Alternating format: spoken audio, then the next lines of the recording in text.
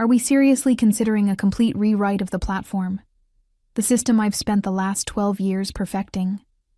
I stared at Marina, our new chief technology officer, in disbelief. She was tapping her pen against that sleek mahogany desk that appeared in her office the day after her promotion. Nadine, you have to understand. Everything is moving to cloud-native architecture these days. Your system, while impressive for its time, just isn't where modern tech needs to be, she replied, not meeting my eyes. Where modern tech needs to be, I repeated quietly, the words tasting bitter. The system hasn't had a single security breach in 12 years. It's processed over $18 billion in transactions. But sure, let's throw it out because it's not trendy enough. My name is Nadine Parker. I'm 46 years old, and until recently, I was the senior systems architect at Northwell Logistics in Eugene, Oregon. I built our internal platform from scratch. Every module, every security feature, every encryption layer. It wasn't flashy, but it was bulletproof. And now, a consultant who'd been with the company for all of 6 weeks was convinced it all needed to go. Marina sighed, finally looking up at me. The board has already approved Elliot's proposal. We're not here to debate whether we're doing the rewrite. We're here to discuss your role in the transition. I felt something shift inside me then. A cold certainty settled in my stomach. In that moment, I knew my days at Northwell were numbered. Let me guess. You want me to document everything, train the new team, and then, what? Move to a strategic advisory role? I made air quotes with my fingers, unable to keep the edge from my voice. Marina had the decency to look uncomfortable. We value your institutional knowledge, Nadine. No one knows the system like you do. But legacy systems are liabilities. Isn't that what Elliot keeps saying in those fancy presentations? I challenged her. She didn't deny it. Instead, she slid a folder across the desk toward me. This is the transition plan. The team will need comprehensive documentation on all core modules within 4 weeks. After that, there will be a knowledge transfer phase of approximately 3 months. I didn't reach for the folder. And then we'll discuss next steps, she said smoothly, politician-like. Translation. We'll show you the door once we've extracted everything we need. As I left Marina's office, I passed Elliot in the hallway. He was wearing another one of his tailored suits, gesturing animatedly as he pitched some new idea to a group of wide-eyed junior developers. His words floated to me. Zero trust architecture, serverless deployment, microservices mesh. I almost smiled. They had no idea what they were getting into. What no one at Northwell seemed to realize, or remember, was that the most critical modules of our platform weren't just code I'd written. They were built on a custom encryption library that I'd personally authored and maintained separately, under a developer license tied specifically to my name. It wasn't company property. It was mine. I headed back to my desk, my mind already calculating exactly how this would play out. I still remember the day I started at Northwell Logistics. It was 2011, and the company was just a scrappy startup with 15 employees working out of a converted warehouse.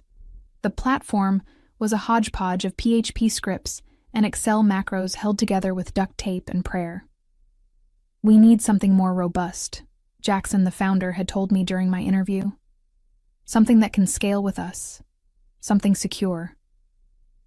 It took me 3 years to build the first complete version of the platform. I worked 80-hour weeks, survived on coffee and determination. The early team used to joke that I was more machine than human, typing away long after everyone else had gone home. Don't you have a life outside of code? Teresa from accounting once asked me. I did, but this was my magnum opus.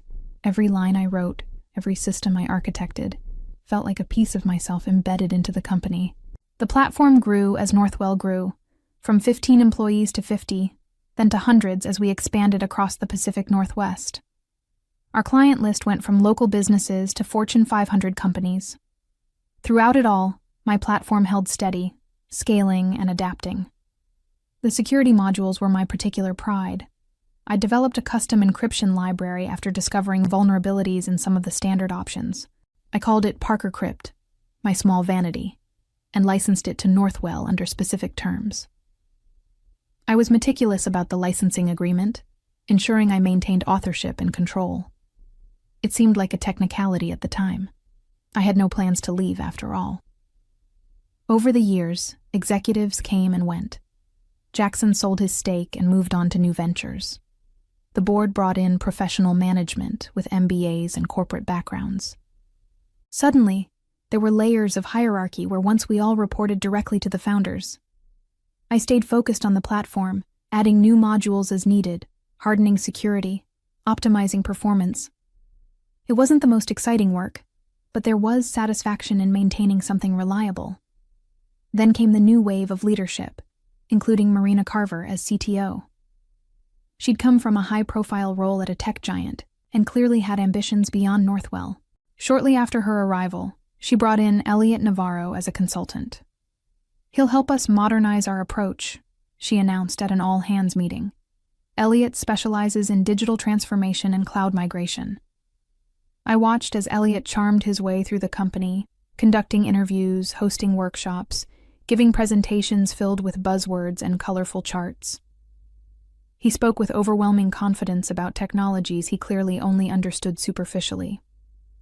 "Your platform is interesting," he told me during our first one-on-one, in a tone that suggested he meant the opposite. "Very monolithic, very 2010. I should have seen the writing on the wall right then. The first real blow came during the quarterly technology review. I was scheduled to present the platform upgrade roadmap I'd been working on for months. Plans to modularize certain components while maintaining the rock-solid security foundation. But when I arrived at the conference room, Elliot was already projecting his slides. "We've taken a deep dive into the current architecture," he was saying, and identified significant technical debt that's holding Northwell back from true digital agility. I slipped into a seat at the back of the room, watching as Elliot presented what amounted to a complete dismantling of my life's work. He showed complicated diagrams contrasting the legacy monolith, represented by an ominous gray block, with a colorful distributed cloud architecture. "The current system architecture represents significant enterprise risk," he declared, clicking to a slide titled Risk Assessment. "It's vulnerable to single points of failure, limits our ability to leverage cutting-edge cloud services, and frankly, depends too heavily on tribal knowledge." That last point was accompanied by a knowing glance toward me. The subtext was clear. I was the tribe, and my knowledge was a liability, not an asset. "Questions?" Elliot asked, after outlining a proposal for a complete rewrite that would take only 18 months. "Yes," I said, raising my hand. "Have you analyzed the actual performance metrics of the current system, or calculated the security implications of moving our client data to a distributed cloud architecture?" Elliot smiled thinly. "The benefits of cloud-native architecture are well documented in the industry, Nadine. We don't need to reinvent the wheel here." "That's not what I asked," I pressed. "Our current system has maintained 99.997% uptime over the past 5 years and zero security breaches. What's your projected reliability for this new architecture?" The room grew uncomfortable. Marina stepped in before Elliot could respond. "These are details we'll flesh out in the implementation planning," she said smoothly. "Today's session is about strategic direction. In other words, we've already decided, so stop asking inconvenient questions." After the meeting, James from the development team caught up with me in the hallway. He'd been at Northwell almost as long as I had. "That was brutal," he said quietly. "For what it's worth, most of us know the platform isn't the problem." "Politics, man." I nodded, appreciating the solidarity, but recognizing its limits. James had a family to support. He couldn't afford to be on the wrong side of this fight. That evening, I stayed late, alone in the office as usual. I accessed the repository containing the Parker Crypt library and reviewed the licensing terms. Just as I remembered, Northwell had a license to use it, but I retained complete ownership and authorship rights. More importantly, The documentation for how it integrated with the platform's most critical security features existed primarily in my head. I made a complete backup of everything, including my personal notes and design documents. A strange calm settled over me. I wasn't going to sabotage anything. That wasn't my style. But I also wasn't going to make this easy for them. They wanted my system gone? Fine. They would learn exactly what they were losing. The next 3 months were a masterclass in corporate doublespeak. I was simultaneously crucial to our transition strategy and clearly on my way out. I sat through countless meetings where Elliot and his growing team of new hires dissected my work, often misunderstanding fundamental aspects of the architecture. The authentication module seems unnecessarily complex, one of the new developers commented during a code review session. We could replace this with a standard OAuth implementation. I had to bite my tongue. The authentication system was complex because it handled specialized access control for regulated industries, with automatic compliance logging that satisfied 3 different international standards. But explaining that would just label me as resistant to change. Instead, I dutifully documented everything they asked for, conducted knowledge transfer sessions, and answered questions. But I was selective about the depth I went into, especially regarding Parker Crypt. This encryption library, is this open source? Elliot asked one afternoon, frowning at his screen. No, it's proprietary, I replied carefully. Licensed to Northwell under specific terms. He made a note without looking up. We'll probably replace it with industry standard encryption, AES or something. I didn't bother explaining that Parker Crypt used a customized implementation of AES with additional security layers specifically designed for our data types. Again, what would be the point? As the transition progressed, I became increasingly isolated. My team was gradually reassigned to the modernization project. My input was required less and less frequently. I could feel myself being pushed to the margins. One Tuesday morning, I found myself alone at my desk, while everyone else was in a planning meeting I hadn't been invited to. My computer pinged with a calendar invitation. Transition planning, HR office, tomorrow, 10 a.m. So this was it. I spent the rest of the day organizing my personal items and downloading my work to an external drive. Nothing confidential or proprietary, just my own notes, designs, and the Parker Crypt documentation I'd written. The next morning, I met with Vanessa from HR and Marina. The conversation was predictably sterile. As the modernization project enters its next phase, we're restructuring the development organization, Vanessa explained, reading from what was clearly a prepared script. Unfortunately, your current role won't exist in the new structure. We want to thank you for your years of service, Marina added, not quite meeting my eyes. Your contribution to Northwell has been significant. I was offered a modest severance package, contingent on a 2-week transition period, and signing a standard non-disparagement agreement. Nothing about the proprietary encryption library or my continuing ownership rights. Either they hadn't read the licensing agreement, or they didn't think it mattered. Is there anything you'd like to discuss about the transition? Marina asked, her tone suggesting she hoped the answer was no. I considered my options carefully. I could raise the issue of Parker Crypt now, making it clear that they didn't have rights to continue using it. I could demand additional compensation or threaten legal action. But something told me to wait. Let them discover the problem on their own. No, I said finally. I think everything's clear. For the final 2 weeks, I was the model departing employee. I documented additional systems, answered questions, and even helped troubleshoot a few issues with the prototype of the new platform. No one seemed to notice that I never fully explained how Parker Crypt integrated with the audit logging system or the customer data vault. On my last day, there was a small gathering in the break room. People I'd worked with for years shuffled awkwardly, ate cake, and made vague comments about keeping in touch. Marina made a brief appearance, thanked me again for my service, and disappeared back to her office. As I packed the last of my belongings, James stopped by my desk. "This place won't be the same without you," he said, genuine sadness in his voice. "No," I agreed. "It certainly won't." Life after Northwell was surprisingly peaceful. I took a month off, caught up on sleep, and reconnected with friends I'd neglected during my workaholic years. I updated my resume, but didn't immediately look for a new position. 12 years at one company had left me financially secure enough to be selective about my next move.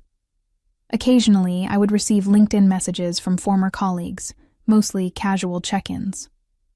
But about 2 months after my departure, the messages took on a different tone. "Hey Nadine, hope you're doing well. Quick question. Do you remember how the compliance logging was configured for the financial services module? Having some issues with the audit trails?"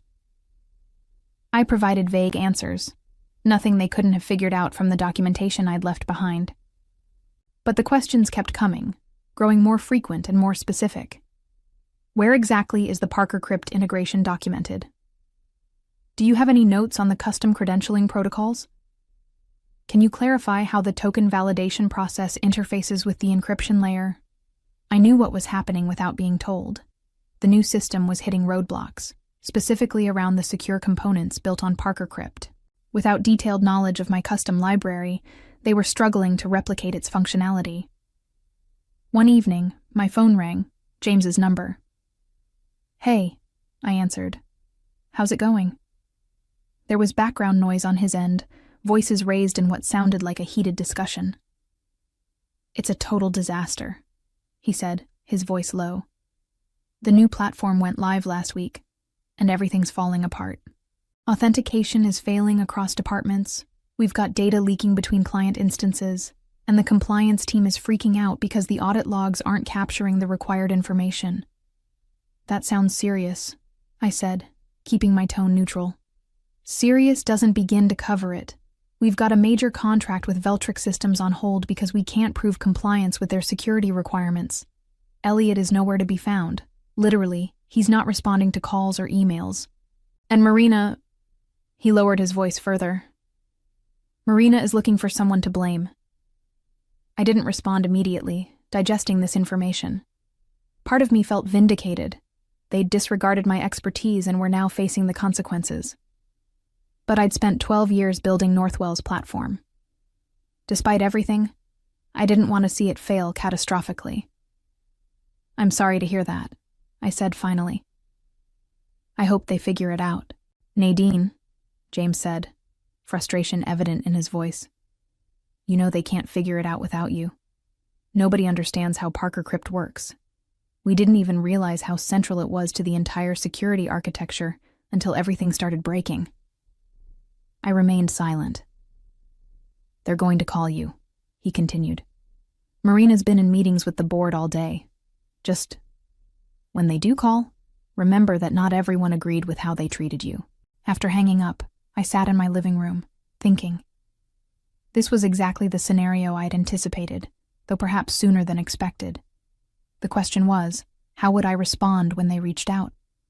I didn't have to wait long to find out. The next morning, my phone displayed Marina's name. I let it go to voicemail. She called twice more before sending a text. "Nadine, we need to discuss an urgent matter regarding the platform. Please call me at your earliest convenience." I didn't respond. Instead, I called my attorney, Catherine Williams. We'd worked together years ago when I was setting up the licensing for Parker Crypt, and I trusted her judgment.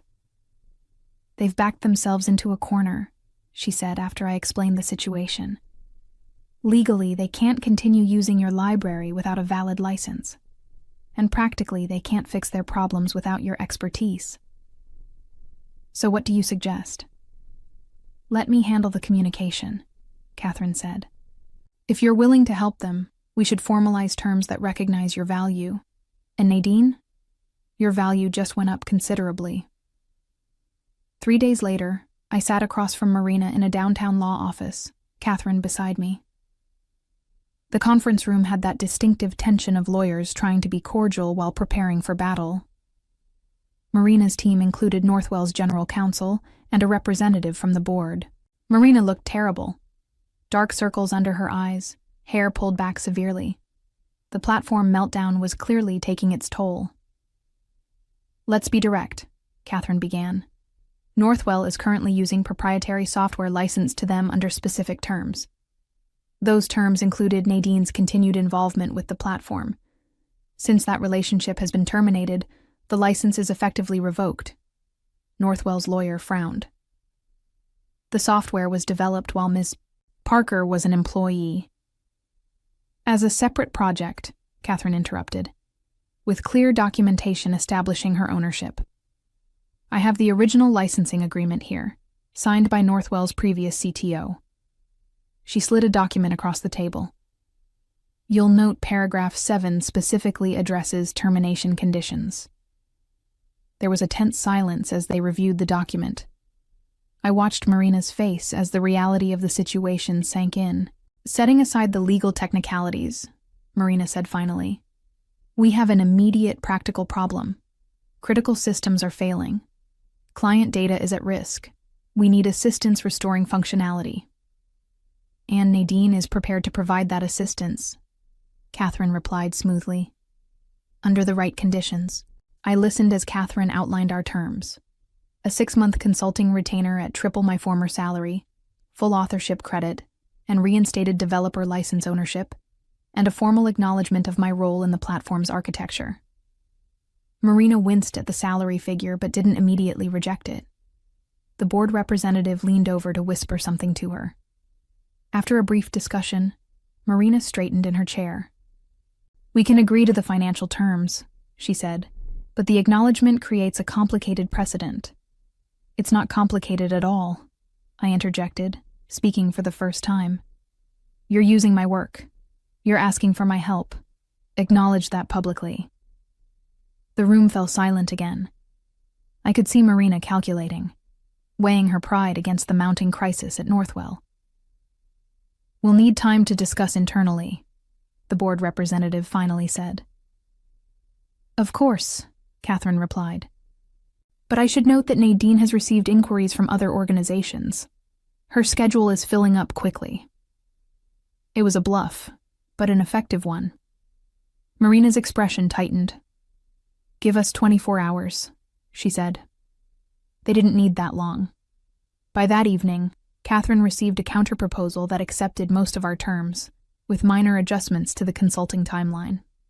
After a brief discussion, I agreed.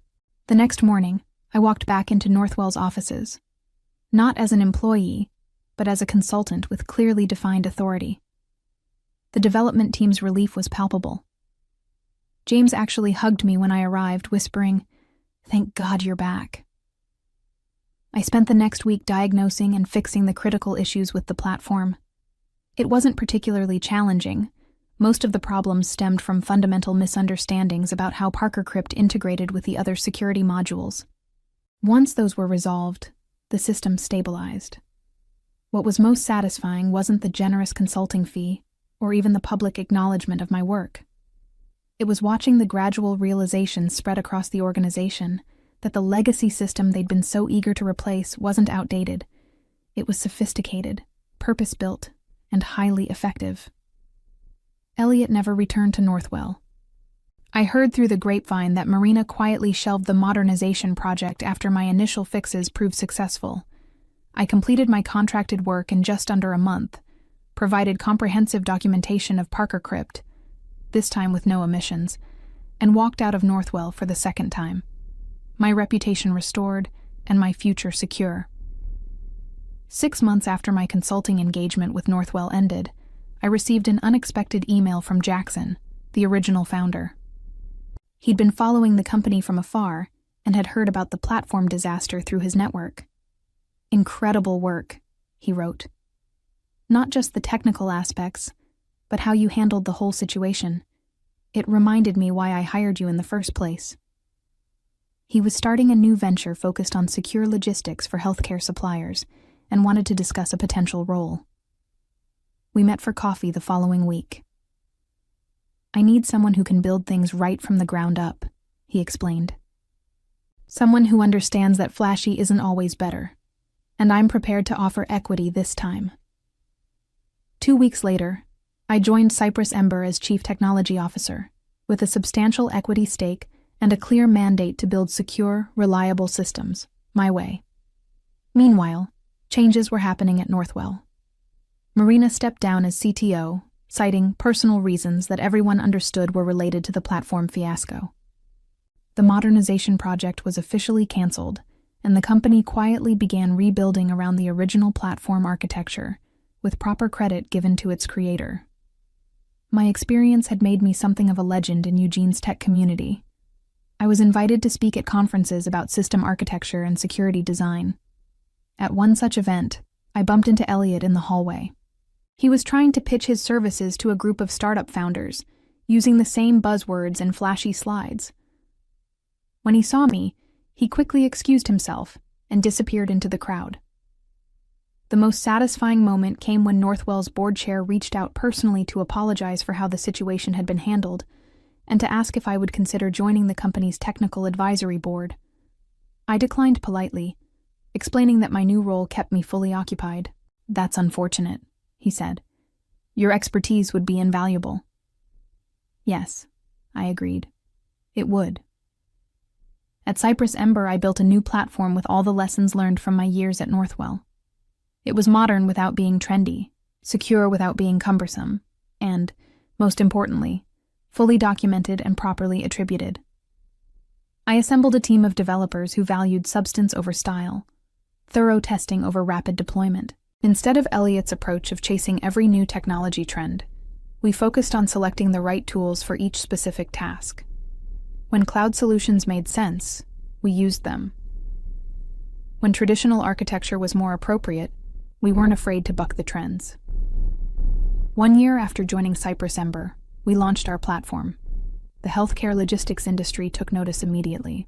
Our security-first approach resonated strongly in a sector dealing with sensitive patient data and complex compliance requirements.